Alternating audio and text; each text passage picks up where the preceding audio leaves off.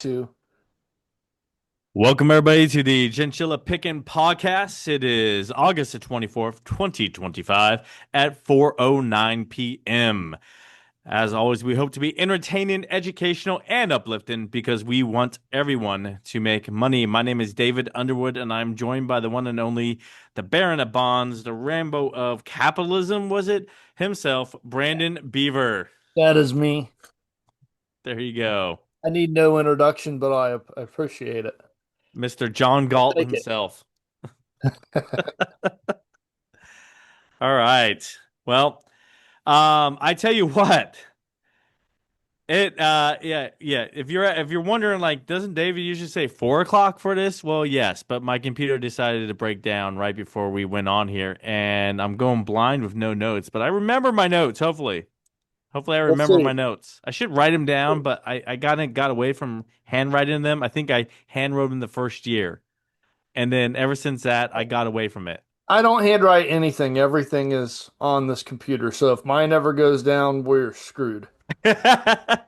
Right? So, yes. I did tease this podcast out with a quick TikTok and Instagram reel out. I recorded it about an hour before this we started recording this. So I kind of teased, about some things I was going to talk about. Hopefully we're going to hear that. I know we'll hear about Nvidia because I teased about that, and I know I'm probably going to try to sneak in some about Metsera and what's going on there. But first, before we get into the meat of the show, I want to talk for 30 to 60 seconds here, Brandon, if you don't mind, about Sure. bullish. Okay. I had a lot of people ask me questions about bullish, and they're like, "Hey, Dave, you said buy bullish on the IPO. What's going on?" Bullish went down. Bullish did go down. I thought bullish was going to continue to go down. Uh, Eventually, it was going to bottom after the hype stalled or dropped or finished, and I see it going above 100. Uh, I see it going above 100 before the end of this year, as long as Bitcoin does what Bitcoin's meant to do. I say that to for people, right now is a good time to buy bullish. It's at a good price. It's moving up. I've been DCAing. My dollar cost average is less than $80. I'm almost at profitable. If you haven't been DCAing, and you're going in right now is a good time to buy. I would say go ahead and buy in. I'm hoping it goes above 100, but to be honest, just because of how much frustration this company has given me, I might sell if it goes above 90. Just to be transparent with everybody listening. That's where my thoughts at with this. I do plan to take that money that I make off that and reinvest in other means, but bullish, yes. So I'm going to take a minute to sneak this in while you have no room to hammer me on the valuation since you just talked about bullish. Uh, Okay, all right, go ahead. Palantir, Palantir's got a great pullback. I mean, almost every pullback here is like 20 to 40% somewhere around there every time it happens. And Pull now, back for a reason. well, no, well, it's market sentiment. I mean, Is it I market get so sentiment? tired, Dave, of hearing the major media news use the term the Great Rotation. Because every time people take some profits on tech, there's, oh, it's a great rotation. They're not going to be the market leaders anymore. And it just scares half their viewership out of their positions with no good reason whatsoever because the great rotation is always a head fake.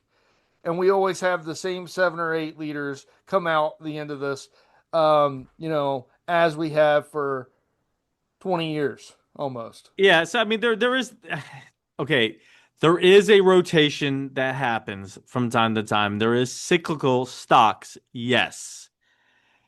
You cannot use inflammatory terms all the time, but people get sick and tired of them like Brandon is right here.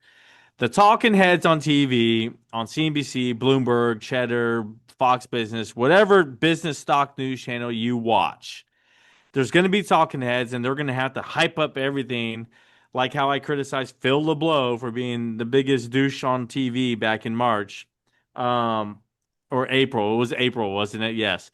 And Hey, no inflammatory terms, yeah, Dave. right. And so, they're going to do what they're going to do, but the reason why we watch them is because we get real-time news in real time.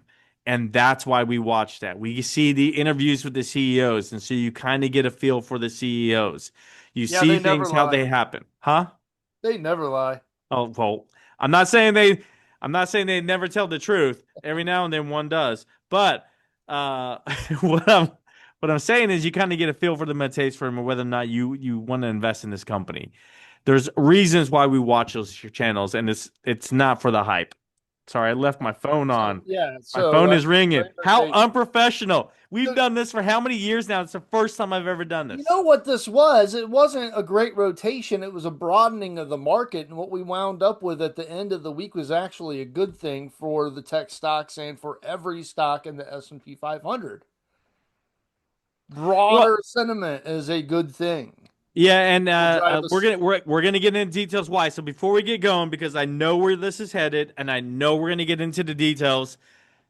Let me do the introduction, and Brandon, you can lead off. How about that? Sure. Because I know where this is headed, and I got some things I want to talk about. Again, it is off my head because my notes are gone, lost. But I'm pretty sure I remember the Yeah. numbers exactly. I'm Dave gonna and write them I down as you have talk. been. I'm gonna write them down as you talk. So Dave and I have known each other for so long and done this show now for so long that we didn't even talk about what we're gonna say on this. Actually, we didn't, So did we? no, We we just went didn't. right in. So he knows where this is going because he's got a Vulcan mind melt on me, and he can just read my mind. Yes, yes, yeah. It can't be just years and years of doing the podcast with Brandon every single Sunday for the last I don't know how many years. All right, rules, rules, rules. Brandon and I get together 5 to 10 minutes before the show, and we tell each other we're going to talk about. You actually hear the live back and forth here on the show. The bicker and the banner too. I forgot that part. Sorry, and the live back and forth right here on the show for you. Brandon, take it away. All right. Well, I mean, just ended up being a good week altogether at the end of it, didn't it? I mean, it was pretty volatile there. And I think the market was kind of front running what they thought was going to be negative news from Jay Powell. They didn't get that. They We didn't got get positive news, the and that's what I positive. wanted to Yes. talk about for a few minutes. Sure. Was what Jay Powell actually said. Jay Powell was worried about a tightening job market and new fears of inflation not being fully tamed. So the job numbers are what's going to be in focus when they come out first week in September. Those are going to be what they're looking at, what's going to determine whether or not they do a rate cut. But he did say that a rate cut is way more likely now because of the bad job numbers and because inflation has ticked up 0.1%. So because of those things, that's what they're looking at for a percentage. Now, is that a good thing or a bad thing? Brandon, I have some thoughts, but I want to hear your first thought. Well, I mean, you just saw, I mean, like the experts were saying there was a 75% chance of a rate cut in September. And then after the speech, it went up to 91%.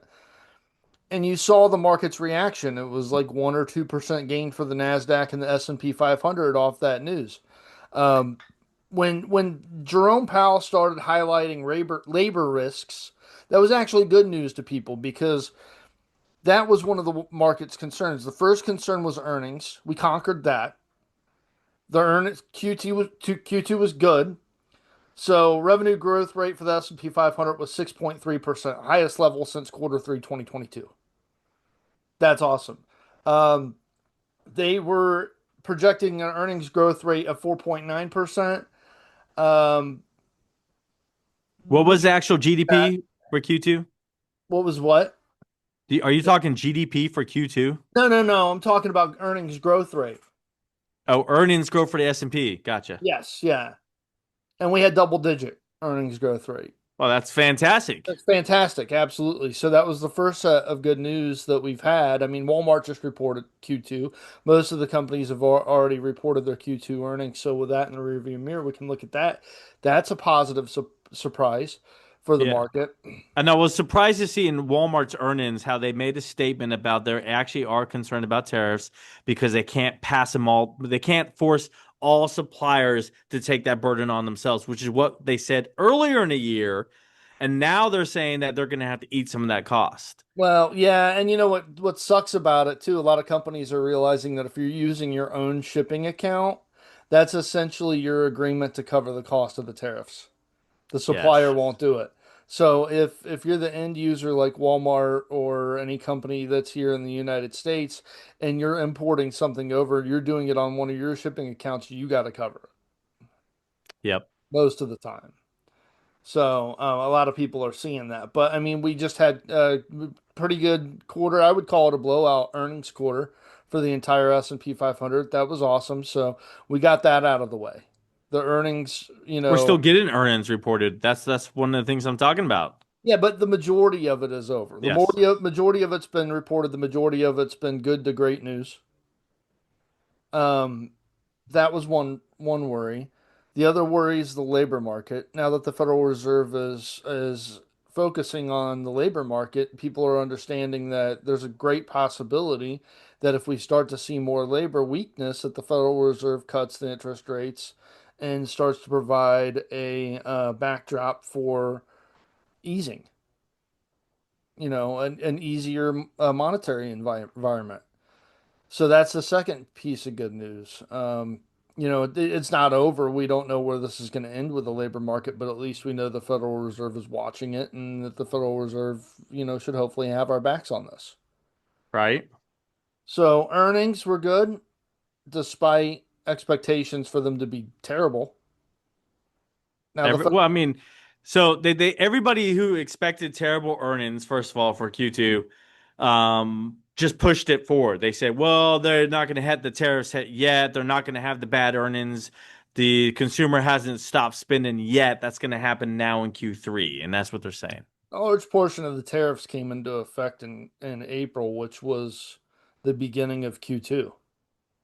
I So know, but I'm talking about the people who are on the big news channels or anything pushing that narrative or have just pushed the narrative out a quarter. right. Well, then and then inflate. So we had the earnings situation. We had the labor markets, worries, and then we had inflation worries, and inflation came out moderate. Wasn't I am worried about the tariffs impact and inflation's not starting to that has ticked higher 2 months in a row. I am concerned, not worried, concerned about the inflation. Uh, but the tariffs do now that Walmart has said, "Hey, we're gonna have to eat some of this." That does concern me. it does me too. I'm not like it's still a risk, Yeah, very much so. but Because if you're shopping at Walmart, I mean, you're that's usually considered a discount store, somewhere where you're going because you're trying to save money. You can't take a what 5% increase, or right. can you? No, I mean no. The economy lives on margins. That's the problem. And Walmart, because of their business model, has a thin margin, Yeah.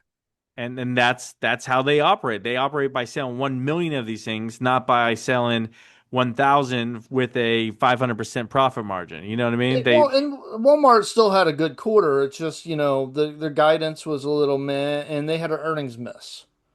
But even though it was a good quarter, earnings expectations were super duper high. And when you've got a grocery retailer trading at 38 times earnings, you can't afford an earnings miss. So the Yeah, stock's going to come down. yeah. Um, but I mean, just my takeaways from the past week after Powell's Jackson Hole speech came off more dovish than we expected it to. That's the Um, term everybody's using. They're saying Powell has turned dovish. I don't He's know no that he's longer no turned. longer the hawk. He's the dove. I mean, it's more of a middle ground, which is better news than being one Yeah, extremely. he's not dovish. If he was dovish, he would do a half a point drop because a quarter point is not going to be enough, in my opinion. Here's why. Do I have a moment to say here's why, or do you want Yeah, to continue? absolutely. Yeah, go All ahead. right. A quarter point is just going to make everybody feel like they're still not going to make the moves they want to make until they get more. So people who are waiting to buy a house till they get interest rate drop, they're like, well, we're going to wait for another 1% total interest rate drop.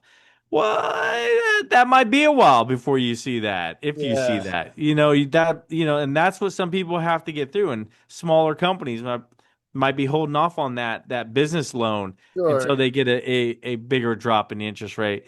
You may not get that, and so we may not see the spur to the economy that we're hoping for with just a quarter point drop. Well, housing prices never really came down, They haven't. which is crazy to me. But that's With the that's because higher you still interest have rates, companies like BlackRock, State Street out there buying up houses right and left. And I don't know. It's hard because I juggle I juggle being a capitalist and the fact that these big, huge trillion-dollar companies up there buying these single-family homes. Right, because what's supposed to happen when interest rates go up, home prices are supposed to fall to, a point where it's affordable for a new home buyer to enter into the housing market. Yeah, and it hasn't because the companies are still buying up these properties. Right. So, I mean, what do you do? Because now we're going to have potential interest rate cuts. And if that's what people are looking for before they buy a house is an interest rate cut, the other side of that is it may keep prices elevated anyways because demand's going to kick in from, the average everyday home buyer. So two things is I would buy the home buyers on a dip in August and September, which You think they so? are on a And dip. people did that on Friday. Yeah, Home I would builders went up. buy them on the dip. Uh, that's not going to be sustained though because people are going to realize this is not enough, Right. right? This is not enough for these to happen. Not everybody's going to be jumping back into the market as soon as it happens. It's you might see refinancing take a bump up, but that's about it. Right. I think this rally goes into next week.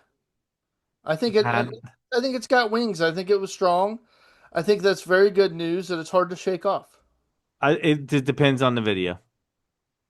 The Okay. video reports on Wednesday. I'm expecting a good report from the video, but it's how good. I expect them to meet their expectations for the quarter, but their guidance is what I'm looking at going forward. Are they going to continue to guide at like 50% increase in revenue? I would think Or that are they going to scale it back now? they just keep beating it. Yeah, you're right. They report on August 27th. Dude, come on! I know So you when should have they. had that on my calendar. I've I already know. did an Instagram and TikTok post about it too, man. You missed All it. right. Yeah, I missed it. Come on. I mean, it was one of my largest holdings. You'd think I would know that it's this week. You should know when they report. Yeah, so Unbelievable, guys. going Don't to do be what I do. watching that report. Brandon will now be watching that report. Yeah, don't do what I did and not know that. I would have known it eventually, right before the earnings. You're like, why is it moving so much You have today? to think, like we were talking about this. I've got like 18 companies in my portfolio now, and now I'm at my limit almost. I'm almost not going to buy anything just because it's getting hard for me to keep track of. I need to trim something, I think. uh, Which I did. I took Newmont. I took my profit on Newmont Metals just because I think, once you start to get up to 16%, 17% price to earnings ratio on a metals company, a non-productive gold, then, maybe time to take the earnings there you or go. take your profit off the top there. I wanted to go over something that I felt like I think is a very interesting and very useful thing. I talk about turnarounds a lot on this podcast. You do. You really go into them. Yeah, because they're like one of my favorite things to invest in. And I want to talk about the utilization of the price to earnings ratio when you're looking at these turnarounds. One of the things that I talked about when I first started talking about Disney on this podcast and talking about their turnaround and my buy-in to that was my expectation to see the price of the stock hopefully go up, but the price to earnings ratio go down.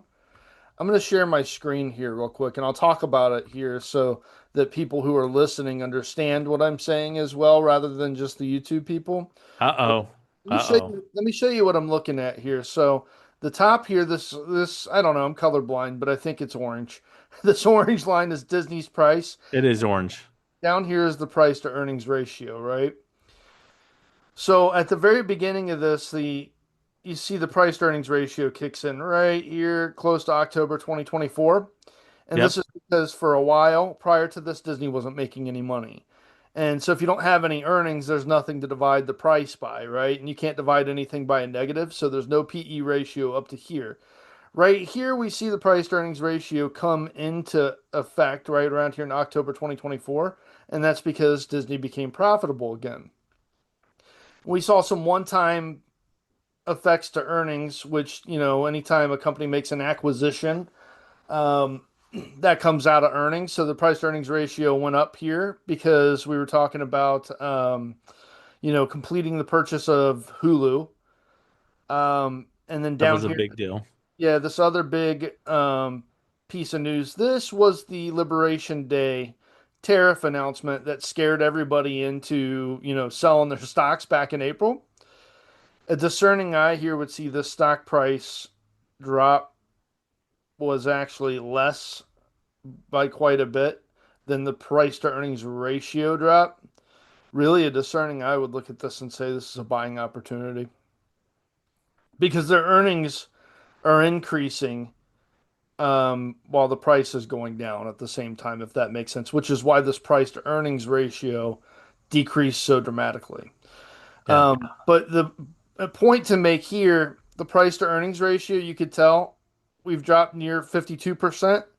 The stock has gone up about 32%. So you see them diverging. And right here's kind of where we're looking at where the stock is starting to moderate and become a little bit more normal. Um, a lot of people are probably seeing Disney show up on their value scans because Disney right now is trading at a price to earnings ratio of 18.63, which is much lower than its historical of like you can see at points it was up above 40%, 41%. Even if we go back 3 years, it was up here at 122.4%. That is crazy. Is that Yeah. just because of Disney Plus, you think, or Hulu, or Well, the reason why this price to earnings ratio was so high is because earnings were so depressed in the previous 12 months yeah. and the stock had stayed higher because people like me were expecting a turnaround. Does that make sense? Yep. So now we're on track, and this is one of the things I wanted to see with Disney was a declining price to earnings ratio with an increasing stock, and that's where we're at. Honestly, right now, I still think that Disney's a good value to buy in at. But you don't want to look at the historical price to earnings ratio because, I mean, obviously, 40%, 42%, 43%, and then going back in even further, when it was in the hundreds, that's not sustainable. When you're here, something's got to give. Either the price of the stock has got to drop dramatically or the earnings have got to catch up. And that price to earnings ratio, no matter what happens, comes back down to regular levels. Is that helpful?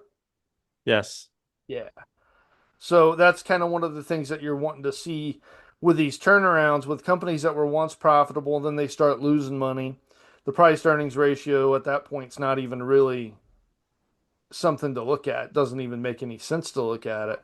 But then once the price to earnings ratio does appear again, earnings are starting to turn back around. You want to see price going up, price to earnings ratio going down. That is a good indicator of sustainable growth for the company.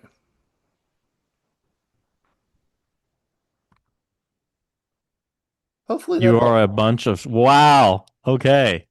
Yeah. Brandon. Brandon, wow. Let's stop sharing. How about that? Let's do that first.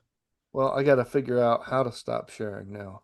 I'm not sharing anymore, am I? Am You I? are, yes. Oh, well, whatever. This is Ludwig von Mises for people who don't know. He's a Australian, or not Australian, but an Austrian business cycle economist I from the can't early 20th believe. hundreds.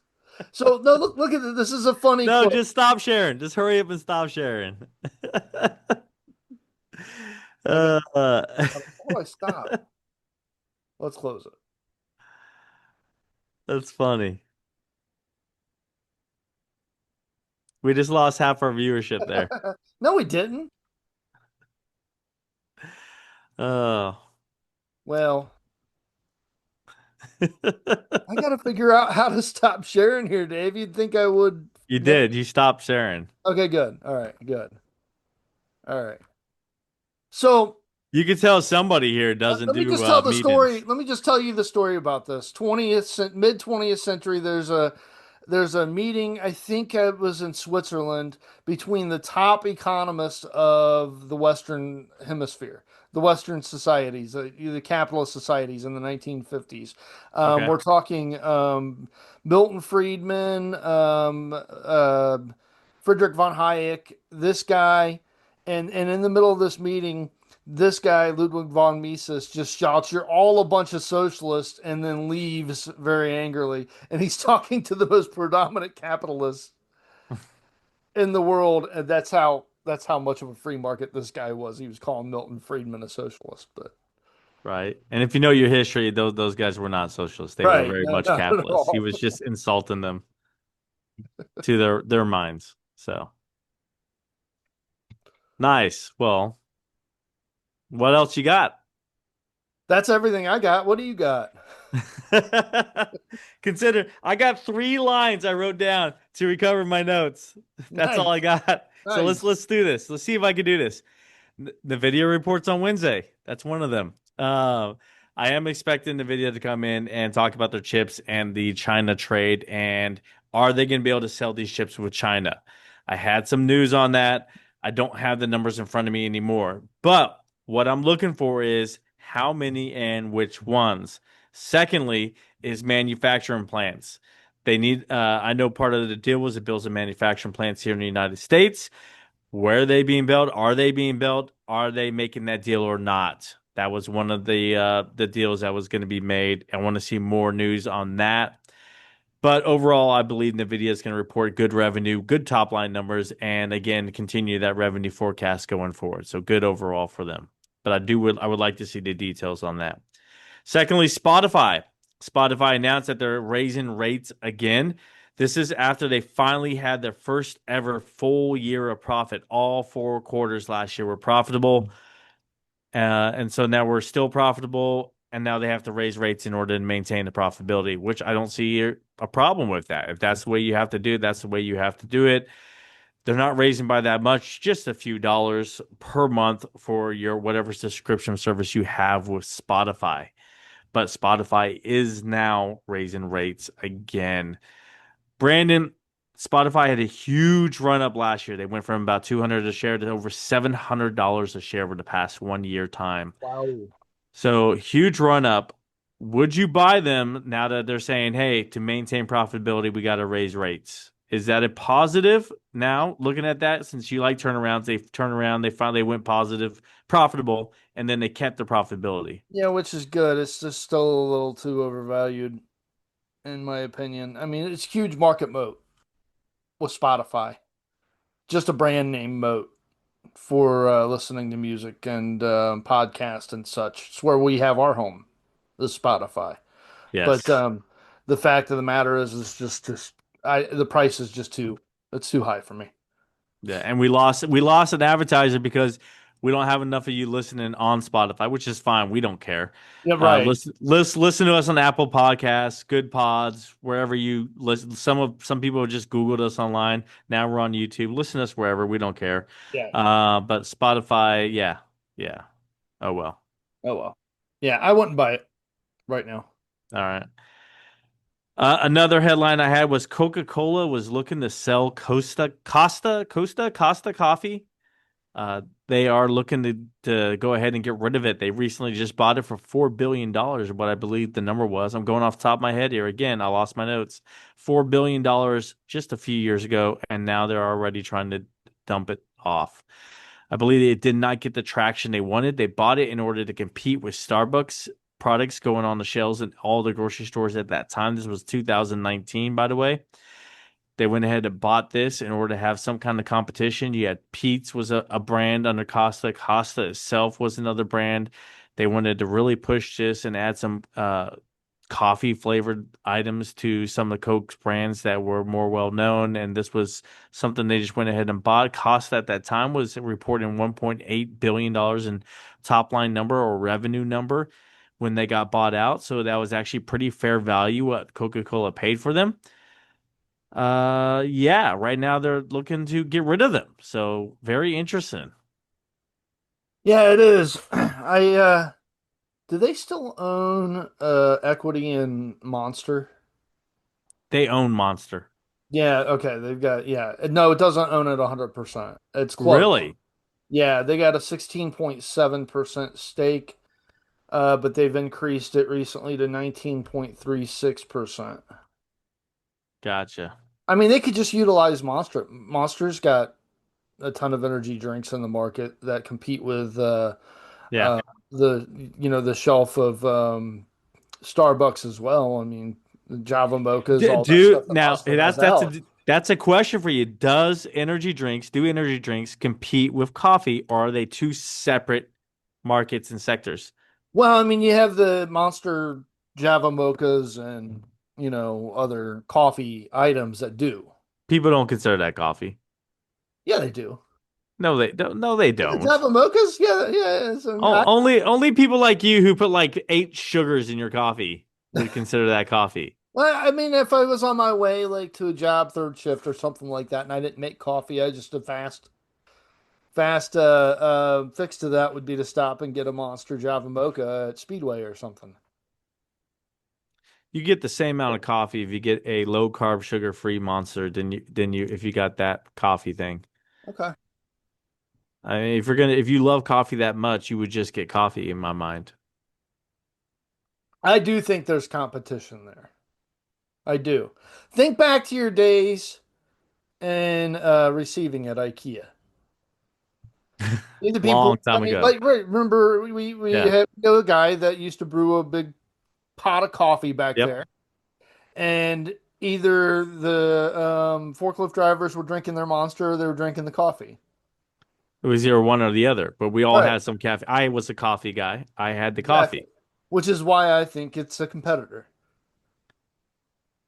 Fair enough. Fair enough. And I just so you know, I drink my coffee either black or I do like iced Americanos. I do Americanos with just light cream, never any sugar, never any sweetening. Okay. I'm sweet enough. I don't need to And that add it. Americana is actually stronger than the regular coffee. People say that, but you know, sorry, we're gonna go off script here, off stocks and investments for 1 second to talk about coffee because I want to educate the public on this. Everybody's like, "Oh yeah, espressos have way more caffeine than a regular cup of coffee." No, It depends Google on it. how you make the coffee. Google it. Look it up. Don't even Google. Look it up wherever you want to look it up. Things. AI it. Google it. Go to Italy and ask an Italian it. There's a reason why they have multiple espressos throughout the course of the day. One espresso does not have the same amount of caffeine as 1 cup of coffee. You need 2 to 3 minimum espressos minimum to equal 1 cup of black coffee What show caffeine. are we on right now? Someone's listening, like, I thought we were talking about stocks and investments. David's on a And then the soapbox weird about thing is, coffee. is that Americana is just the coffee that Europe thinks that America has, but we really don't. Right? Yes. An Americano, yes. It's just espresso with water. Right. And a cappuccino is espresso with milk. And that's what those two things are. And then you add your flavorings or creamers or what have you to that. Such That's what useful they are. information. Such useful information here. I know, right? Go trade stocks off of that. What are we even Um, talking about? Sell Starbucks. Services. Sell Starbucks. I wouldn't buy it Yeah. right now. No. Well, Actually, I would. Starbucks. No, I got that wrong. I got that backwards. Buy Starbucks. Yeah, I I think like the Starbucks is CEO. fine. I He's the think it's one who came from Chipotle. I like him. I like what he's doing there. I yeah, do like Starbucks right now as a buy. yeah, and he did good So. things for Chipotle. Last thing, Metsera, guys. I want to talk about Metsera for 1 second. This is only going to take a minute. Metsera was a company that I was said buy here on the show way back in the day. It jumped up. I over doubled my money. I was happy. I sold 20% of it, right? I was like, I sold a little bit because I was worried it was too high. It moved too much too fast. For no reason. I didn't see any actual fundamental reasons for this. It was just speculation, pure speculation. Move the stock. So I took 20% off the top. Well, it dropped back down quite a bit. It never got close to the place where I bought it at. Right. So I wasn't concerned about my money or my position. But I went ahead and bought back in on Friday. And so now I went ahead with that 20% and put it back in a little higher than what I did originally put that 20% back in at the price wise, but it was just 20% of the total volume. And it's because I believe Metsera is in a good spot now, and it's going to just continue to move higher, hopefully at a slower rate, more controlled rate, and wait for news to drive the stock higher because I believe news will drive that stock higher. People are tired of Novo Nordisk. People are tired of Mounjaro and Ozempic and these GLP-1s. We're looking for something a little bit different, and that's what Metsera offers. With a longer half-life, it lasts longer and it has way more productive.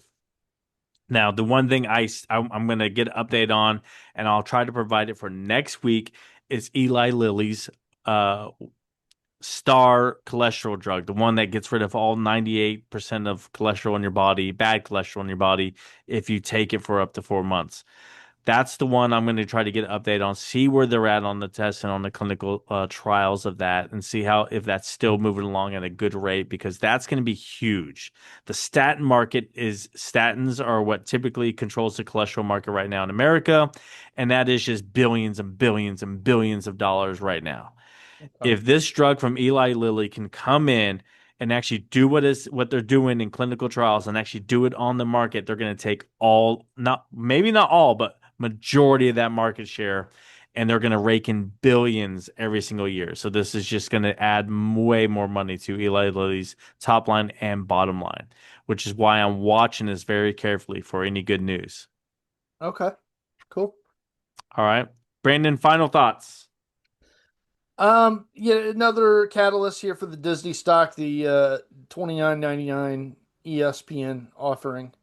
I think that's going to add positively to revenue and be a fairly quick contributor to earnings as well. You know what? I'm not a fan of it because I'm going to pay more. I have a Hulu bundle. I have Hulu Live with Disney Plus and ESPN Plus. It's just going to add like $10 more a month to my bill. I'm not happy about it, but I'm just going to eat the price. Yeah, and that does suck. I honestly, I'm in the same position you are, but when they're getting NFL football and they're getting WWE, there you got two sets of fans that have no choice. Yeah. They're getting WWE. I thought that was going to Paramount. No, it is the ESPN is getting the WWE pay-per-views. Okay. The It'll be pay-per-view. Sorry. What's going to Paramount? Oh, so, UFC. so UFC is yeah, going to Paramount. UFC is Yes. going to Paramount, but they're both part of TKO now. UFC and WWE part of the same parent company. But uh, yeah, WWE PLE is going to 29.99 a month.